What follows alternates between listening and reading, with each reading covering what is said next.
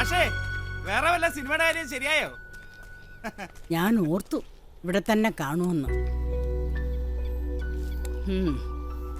ഞാൻ വീട്ടിൽ പോയിരുന്നു.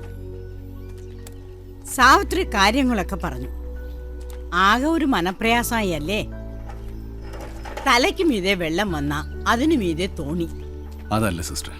ഏതല്ലെന്ന് തന്നോട് ഞാൻ പണ്ടേ പറയാറില്ലേ? സിനിമ എന്ന് പറയുന്ന ഒരു മായിക ലോകമാ. അതൊരു ഭാഗ്യക്കുറിയാ. ഭാഗ്യം കൊണ്ട് മാത്രം ഒരാൾ നടനാവൂ. നക്ഷത്രങ്ങളെ കുറിച്ചുള്ള സകല കാര്യങ്ങളും അറിയാവുന്ന ഒരാളുടെ കഥയുണ്ട്. മാനം നോക്കി നടന്ന് ഒടുവിൽ അയാൾ ഒരു പൊട്ടക്കിണറ്റിൽ വീണാ മരിച്ചത്. മുന്നോട്ട് പോണമെങ്കിൽ മണ്ണിൽ നോക്കി തന്നെ നടക്കണം. ഈ സിനിമയുടെ പേരിൽ സാവിത്രിയോടും കുഞ്ഞിനോടും ഉള്ള ഉത്തരവാദിത്വം ഒരിക്കലും നീ മറക്കരുത്. സിസ്റ്ററെ, 100-ൽ 95 പേർക്കും സിനിമയിൽ അഭിനയിക്കാൻ മോഹമുണ്ട്. 90 പേരും തുറന്ന് പറയുന്നില്ലെന്നേ ഉള്ളൂ. ഞാനൊരു കാര്യം ചോദിക്കട്ടെ, സിനിമയിൽ ഒരു ചാൻസ് കിട്ടിയ സിസ്റ്റർ അഭിനയിക്കത്തില്ലേ? അയ്യോ, അതിനൊന്നും ഞങ്ങളുടെ സഭ സമ്മതിക്കില്ല. അപ്പൊ സമ്മതിച്ചാൽ അഭിനയിക്കും. നിന്നോട് തർക്കിച്ച് ജയിക്കാൻ ഞാനില്ല.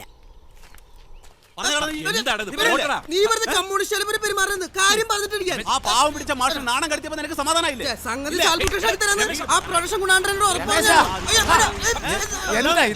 എന്താടോ പ്രശ്നം? നമുക്ക് സമാധാനം ഉണ്ടാക്കാമെന്ന്. അല്ലെങ്കിലേ സിനിമക്കാരെ പുറകെ നടക്കുന്നു പറഞ്ഞ് ഒരുപാട് കളിയാക്കൽ കേൾക്കുന്ന മോനേട്ടൻ. അതിന്റെ ഇടയിൽ അവന്റെ ഒരു നീമൊട്ട് മോശമല്ലോ കളിയാക്കാൻ. ആഹാ, അതാണോ കാര്യം? അല്ല രമേശ, നമ്മുടെ മാഷ് പണ്ടൊരു സിനിമ അഭിനയിക്കാൻ പോയില്ലായിരുന്നു? അന്നേ നമ്മുടെ ആ ജയകാന്തനും കൂട്ടനും ചേർന്നെടുത്ത സിനിമയായിരുന്നു അത്.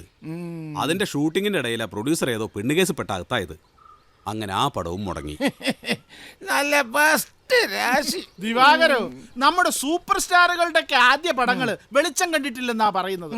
എപ്പോഴോ നടനാകുമെന്ന് വെച്ച് ഇപ്പോഴേ കളർ ഷർട്ടും കൂളിംഗ് ഗ്ലാസും ഒക്കെ ഫിറ്റ് ചെയ്ത് അണിഞ്ഞൊരുങ്ങി നടക്കല്ലേ. നമ്മുടെ ആളുകൾക്ക് വല്ലതും പറ്റുന്ന പണിയാണോ ഇത്? സിനിമ വെറുതെ കാണാമെന്നല്ലാതെ സിനിമ നടൻ.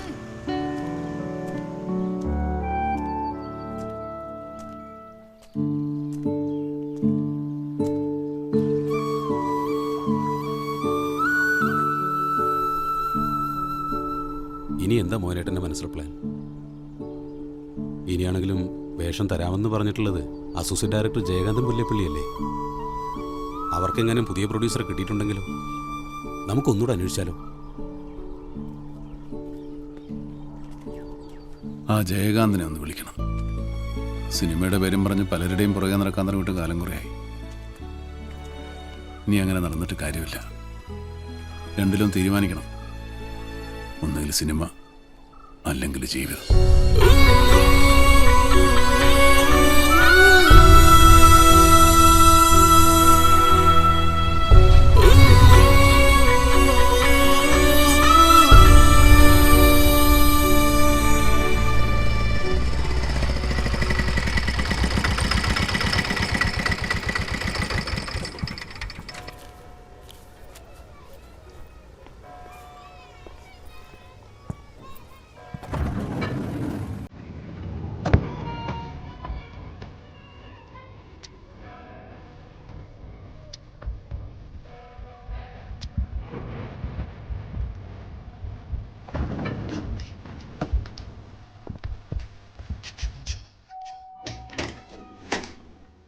എന്താ? ജയകാന്തൻ പുല്ലേപ്പള്ളിയെ കാണണം. എവിടുന്നാ? നാട്ടിൽ നിന്ന്. വാ. പുല്ലേപ്പള്ളി നിന്നെ അന്വേഷിച്ചാരും വന്നിട്ടുണ്ട്. എനിക്ക് സ്റ്റോറി പറയേണ്ട ആവശ്യമൊന്നുമില്ല. Only shorts by പുല്ലേപ്പള്ളി.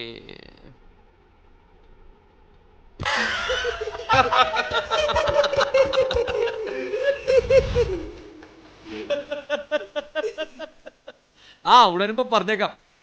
സത്യത്തിൽ ഞാൻ നമീൻ സാറിനെ കാണാൻ വന്നതാ. ഓ, ജയകാന്തൻ വരാൻ പറഞ്ഞിരുന്നു. ആ മനസ്സിലായി. പുല്ലേപ്പള്ളി പറഞ്ഞിരുന്നു. ആരളിയാ? മറ്റേ ജയകാന്തൻ പറഞ്ഞ നടൻ മാഷിനി. എന്താ മാഷിന്റെ പേര്? മോഹൻ. മോഹൻ.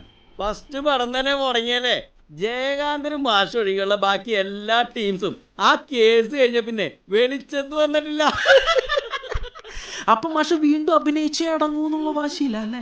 മാഷ് വേറെ എന്തെങ്കിലും അഭിനയിച്ചിട്ടുണ്ടോ? നാട്ടിലെ നാടകങ്ങളിലൊക്കെ. ഓ, ഗ്ലബ് നാടകം യുഗയുഗാന്തരങ്ങളായി അപ്പൊ അതാണ് ലൈൻ. വേറെ സിനിമ ഒന്നും കിട്ടിയില്ല അഭിനയിക്കാൻ? 1-2 വേഷങ്ങൾ കിട്ടിയിരുന്നു, തീരെ ചെറുതായി പോയതുകൊണ്ട്. അപ്പൊ കാര്യായിട്ടേ എന്തെങ്കിലും മാഷ് ചെയ്യൂ. ഞാൻ ആ വിടലേ മാഷേ, നമ്മുടെ സ്ക്രിപ്റ്റ് വർക്ക് നടക്കുന്നേ ഉള്ളൂ.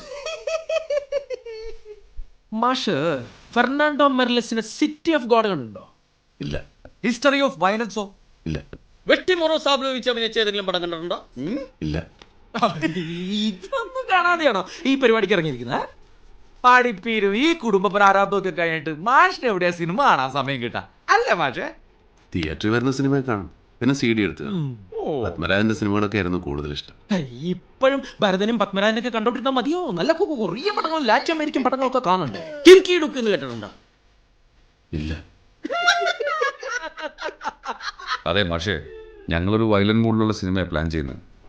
സാർ എന്തെങ്കിലും ഒരു വേഷം അഭിനയിപ്പിച്ച് നോക്കിയിട്ട് ശരിയാവുമെങ്കിൽ മാത്രം മതി. ശരിയാകും സാർ. റോളൊക്കെ ഉണ്ട്, ഒരു പുതുമുഖത്തെ തന്നെയാണ് നമ്മൾ നോക്കുന്നത്. പക്ഷെ മാഷിൻ്റെ ഈ സാധാ ലുക്കാ പ്രശ്നം. പുല്ലേപ്പള്ളി പറഞ്ഞപ്പോൾ ഞാൻ ഓർത്തു ഇങ്ങനൊരു അപ്പിയറൻസ് ഒക്കെ ആയിട്ട് പാടാം. അപ്പിയറൻസ് ഒക്കെ എങ്ങനെ എവിടെയും ഞാൻ മാറ്റാം സാർ. ആറ്റിറ്റ്യൂഡ് അതല്ല പ്രശ്നം, മൊത്തത്തിലുള്ളൊരു സെറ്റപ്പാ. ഇങ്ങനൊരു പാവത്താലുക്കുള്ള കഥാപാത്രങ്ങളല്ല നമ്മുടെ സിനിമയിലുള്ളത്. കഥാപാത്രമാകാൻ വേണ്ടി എന്ത് ചെയ്യാനും ഞാൻ റെഡിയാ. മാഷ് എന്ത് ചെയ്യുന്നു ഈ പറയണത്? എന്ത് വേണമെങ്കിലും ചെയ്യും. ഓരോ നടന്മാരുണ്ടല്ല കഥാപാത്രങ്ങളാൻ വേണ്ടി സഹിച്ച കഷ്ടപ്പാടായിട്ടാണല്ല മാഷിന്റെ അബ്ബളായി പോകും. അബ്ബ് ഗ്രോട്ടോസ്കി എന്ന് പറയുന്ന സംവിധാനത്തെ കുറിച്ച് കേട്ടിട്ടുണ്ട? റഷ്യക്കാരനായിരുന്നു പുള്ളിക്കാരനെ. ആഴ്ചകളോളം നടന്മാരെ പട്ടിണിക്കണമായിരുന്നു, പട്ടിണിക്ക്. അങ്ങേര് പിന്നെ നാടകക്കാരനാണെന്ന് വെക്കാം, സിനിമാക്കാർക്ക് എന്താ കഷ്ടപ്പാടില്ലെന്നാണോ? നമ്മുടെ ഹെർസോഗ് അഗ്യൂർ എന്ന പടത്തിൽ അഭിനയിപ്പിക്കാൻ ക്ലോസ്കിൻസ്കി എന്ന നടനെ 1 വർഷത്തോളം കൊടും കാട്ടിൽ ആദിവാസികളോട് താമസിപ്പിക്കാൻ പറ്റത്. അത് എന്തിന്? ഇതാ ചെക്കനെ കണ്ടില്ലേ, വിവേക് ഒബ്റോയ്.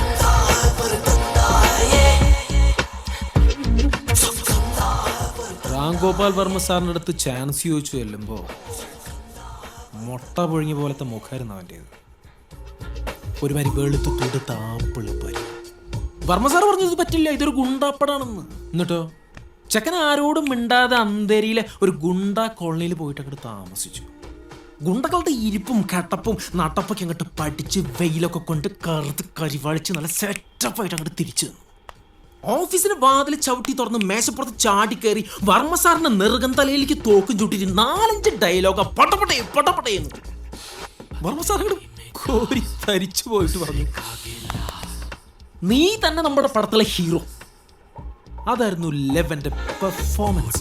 മാഷിന്റെ പരുവത്തിന് പറ്റിയ റോൾ ഈ പടത്തിലില്ല മാഷ്. എന്നാ ഞാൻ ഇനി ഒരിക്കൽ വരാം. വേണ്ട, ആവശ്യമുണ്ടെങ്കിൽ വിളിച്ചോളാം. എന്നാ ശരി.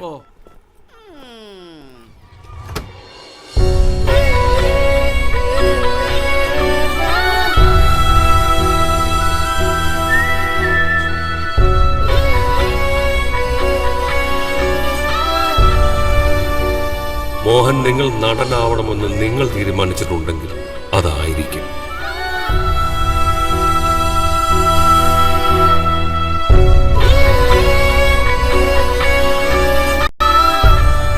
മോഹനേട്ടാ, കുറച്ചു ദിവസം നിൽക്കാനുള്ളതല്ലേ, ഈ അച്ചാറും കൂടി വെച്ചോ. അച്ചാറും കിച്ചാറും ഒന്നും വേണ്ടേ, അതൊന്നും അവിടെ ശരിയാകില്ല. എന്താ അവിടെ ശരിക്കും പരിപാടി? റിഹേഴ്സൽ. റിഹേഴ്സലോ? ആ, നിന്നോട് ഞാൻ പറഞ്ഞില്ലേ, ആ ജയകാന്തന്റെ കൂടെ ഒരു മാസമെങ്കിലും നിൽക്കണം. അവിടെ പുതിയ സിനിമയുടെ റിഹേഴ്സലാ. നല്ല റിഹേഴ്സൽ ഉണ്ടെങ്കിലേ നല്ല നടനാകും. മോനേട്ടാ ഇറങ്ങാം. ആ ഇറങ്ങട്ടെ ചേച്ചി. ശരി കുഞ്ഞ്, ഞാൻ ഇവരുടെ കൂടെ നിന്നോളാം. ഇതൊന്ന് നോക്കിയേ. ആഹാ, കൊള്ളാമല്ലോ. അച്ഛാ, അച്ഛൻ ശരിക്കും പറക്കാൻ പോവാ? ശരിക്കും? ഇത്തവണ അച്ഛൻ ശരിക്കും പറക്കാൻ പോവാ.